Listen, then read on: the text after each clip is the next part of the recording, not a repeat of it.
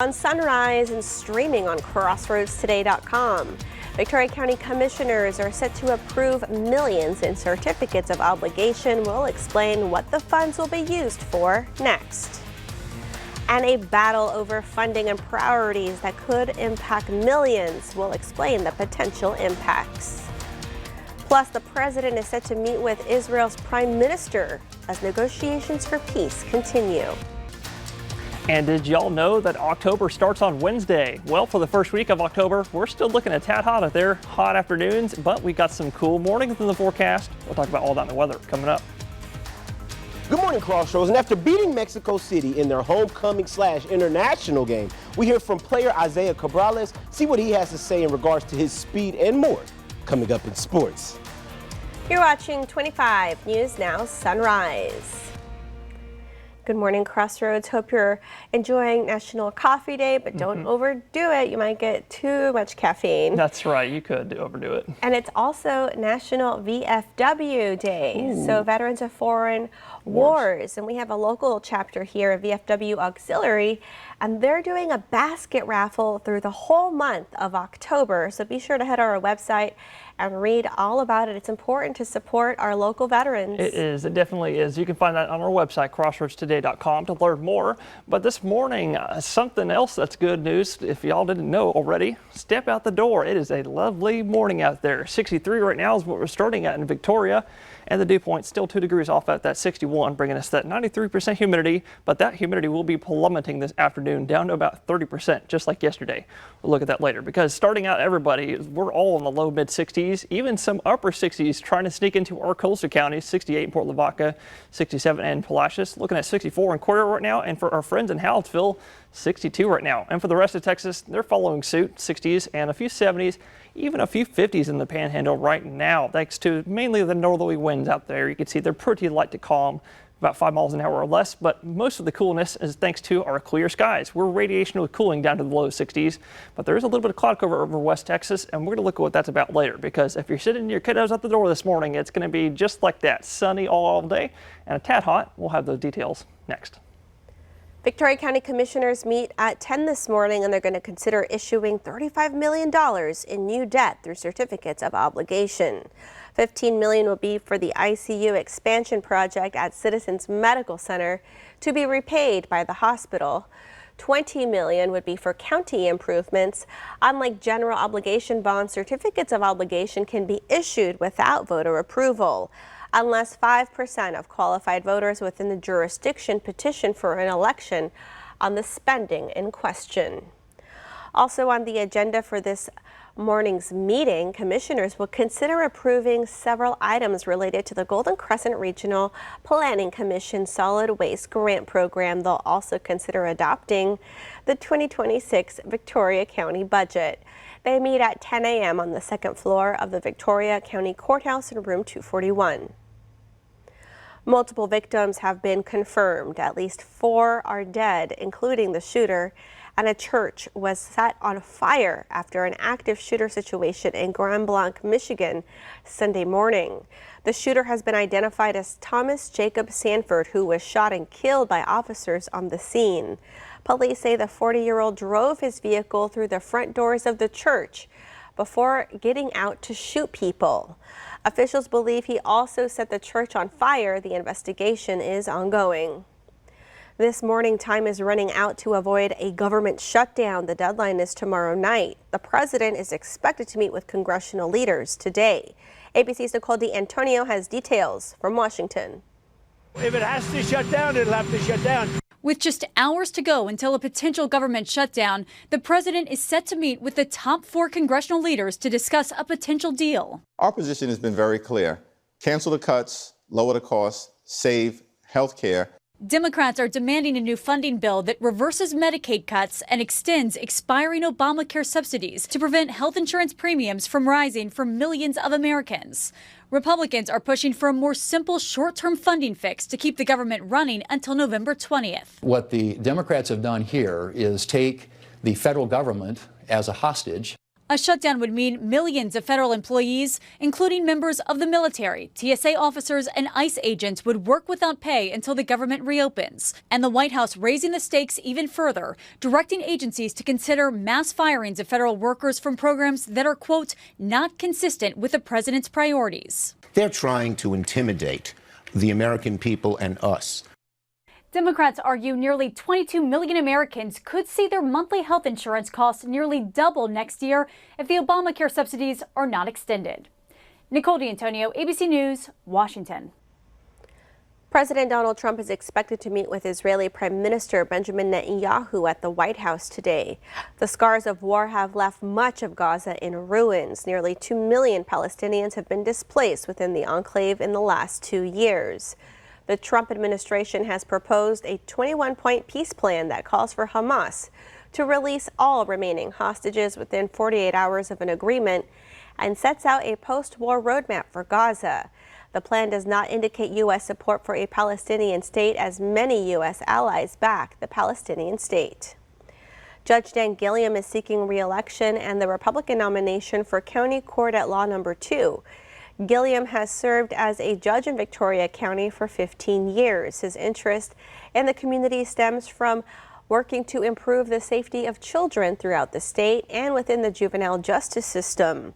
Gilliam oversees issues such as DWI Court and takes part in the advisory committee for the Building of Hope Ranch, which helps people who struggle with addiction. With me, you know what you get. I mean, I think that my track record speaks for itself. I feel like I treat people with respect, and that from me they get a well-reasoned and educated decision that considers the facts and the evidence, or facts and the law. The primary election will be on March 3rd of 2026. Remember, follow us on YouTube, Crossroads Today. Hit the like button and click that notification bell. The time now, let's get a look at our clock. It is 6:37 on our Monday morning. Here's a look at what's coming up next on 25 News Now Sunrise. It's about safety, connection, and community. See how a simple idea is making a big impact. Police are investigating a targeted mass shooting and a fire at a Michigan church. I'm Nicole D'Antonio with the details as police work to determine a motive. And also coming up next after the break in the short-term forecast, you heard me say it's going to be another kind of hot day today. So coming up next, I'll tell you just how warm I think it'll be near you.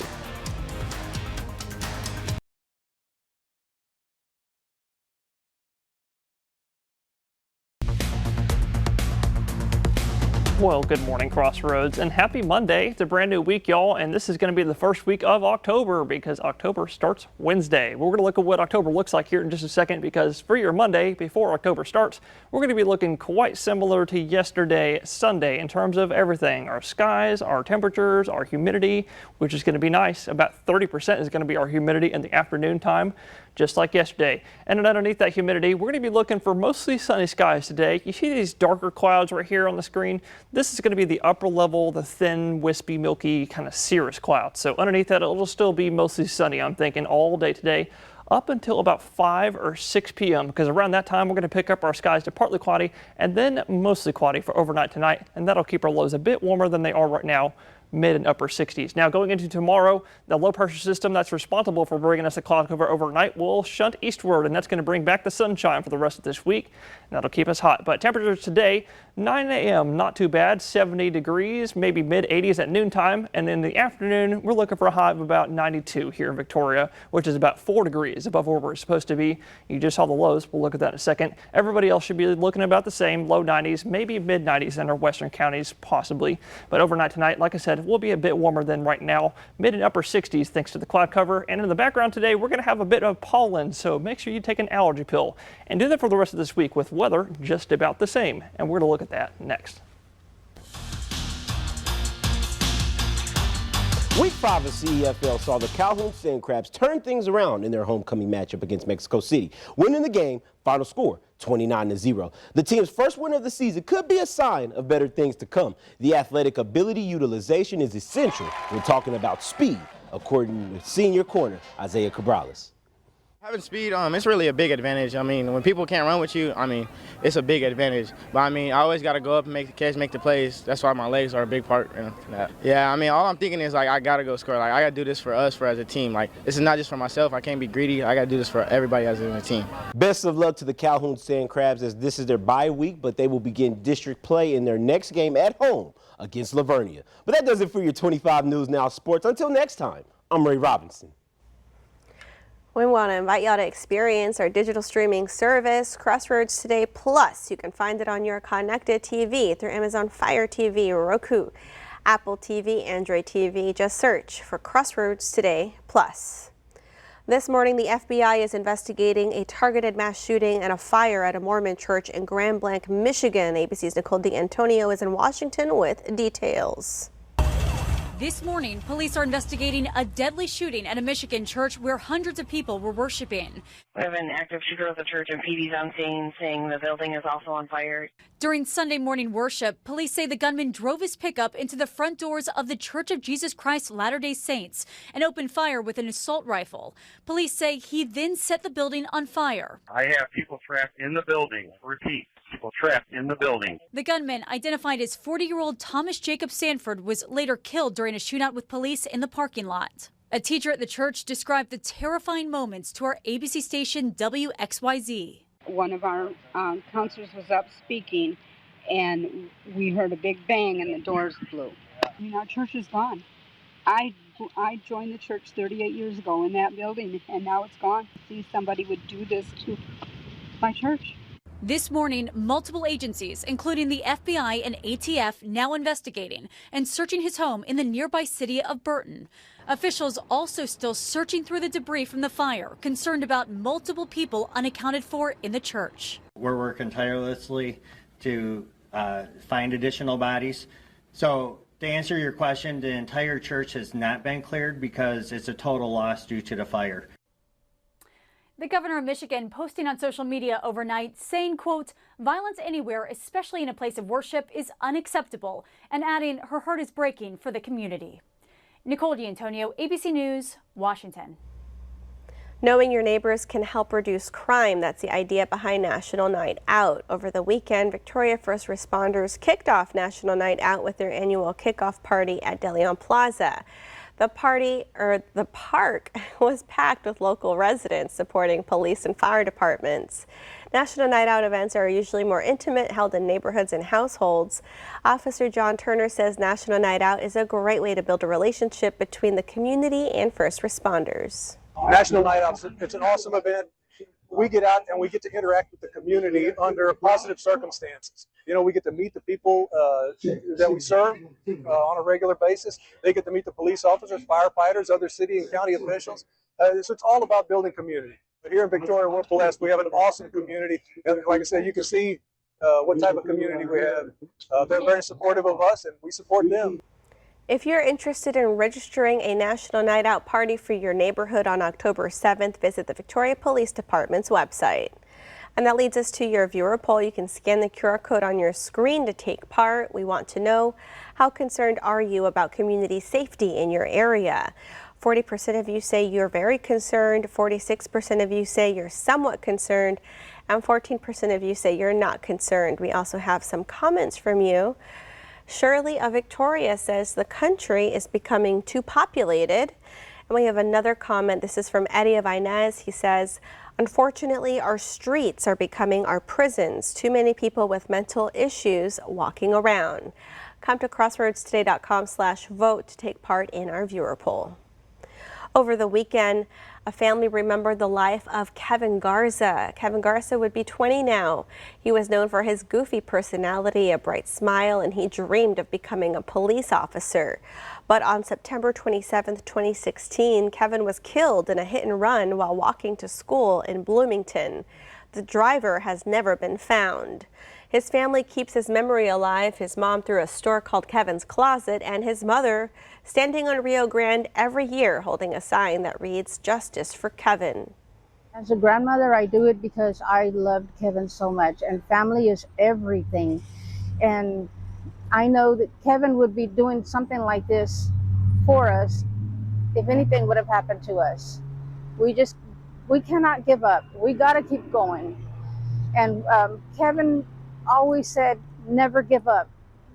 His favorite WWE fighter was always saying that, never give up. 9 years later, Kevin's family is still praying for justice, keeping his memory alive through the love and kindness he shared. Texas DPS says there are no new updates in the case, but they're asking anyone with information to call 210-531-2280. The time is now, let's take a look at 6:46 on our Monday morning. Still to come on Sunrise. A threat is getting closer and closer to home, and preparations are underway. What it means for locals, that's coming up. All right, it's time to celebrate some birthdays. Happy birthday to Eileen. Happy birthday, Eileen. May you have a great day and many more birthdays with love from your family. Oh, happy birthday, Eileen. And also happy birthday to Halsey. The singer and songwriter is turning 31 today. Happy birthday, Halsey. And to see your birthday wish live on 25 News Now Sunrise, you can come to crossroadstoday.com. Just click the drop-down menu, then click the Home tab, and then you'll see Submit Your Birthday Photo. All right, let's get a look at our clock up here. It's 6:47 now on our Monday morning. Happy birthday to Morgan, and happy birthday to you if you celebrated one over the weekend. That's right, happy birthday. Stay with us. We'll be right back.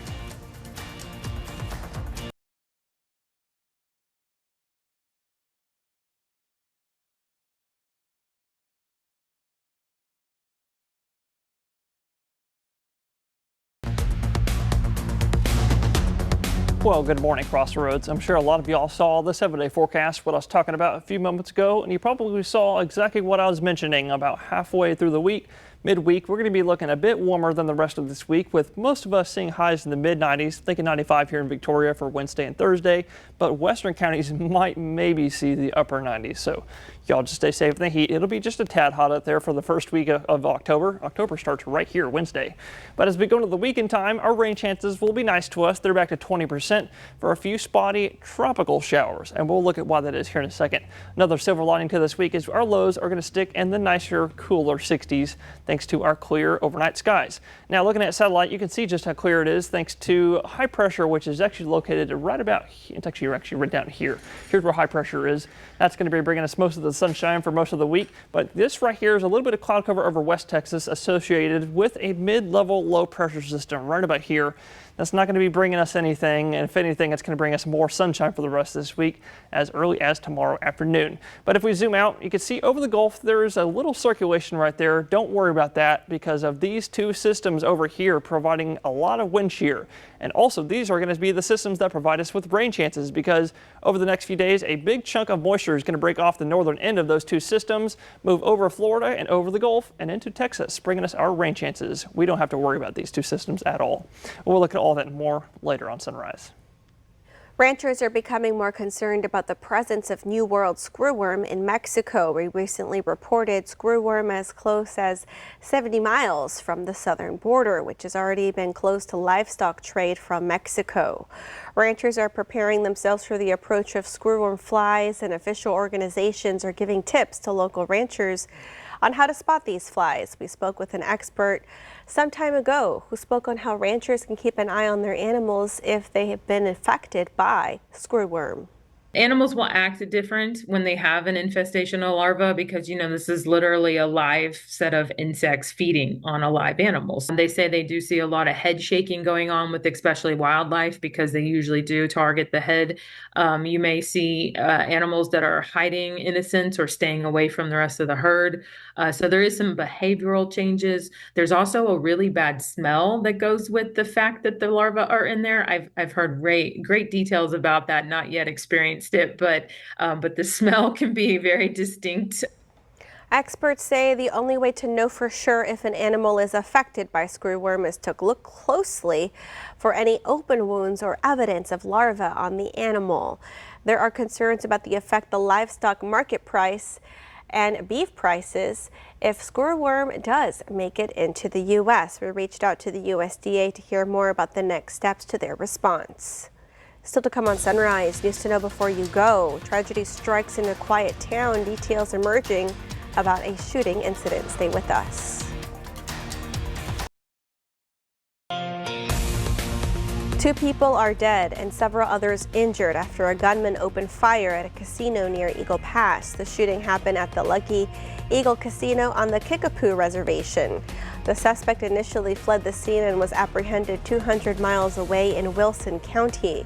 34-year-old Kirian Jones is charged with 2 counts of capital murder and 5 counts of aggravated assault with a deadly weapon. For cancer patients, hair loss is a common side effect of chemotherapy. Cold caps can help prevent it, but are often painful. A researcher at Michigan State University has developed a new alternative. It's a water-based gel with adrenaline and lidocaine applied during treatment.